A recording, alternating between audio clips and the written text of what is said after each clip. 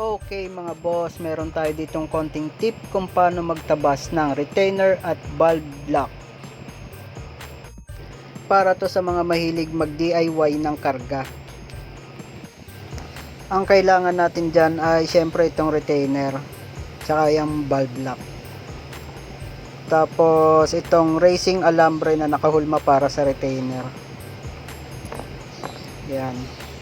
Tapos itong barbola na sira na yan. Ganito siya gamitin, ikakabit nyo siya ng pabaliktad para matabas yung pinakanguso ng retainer natin. Tapos ikakabit nyo yung racing alambre natin ng paganyan. Iikot nyo lang yung valve dyan para mahasa na siya. At ayan na nga, sundan nyo lang kung paano yan hinahasa hanggang sa makuha nyo yung tamang sukat ng paghasa nyo.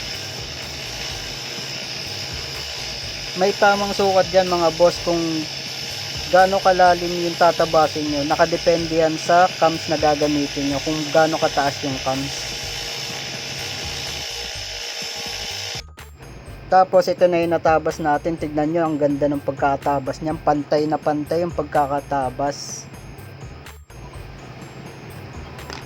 Ayan, kung makikita nyo dyan, pantay yan mga boss. Susukatin nyo kung gaano kakapal yung tatabasin nyo dyan. Nakadepende yan sa kung gaano kataas yung cams na gagamitin nyo. Tulad na ito, nakaabang na to sa 7.0 na cams. Tapos meron tayo ditong Racing Monkey light and bulbs. Hindi porke light and bulbs na to ay plug and play na siya.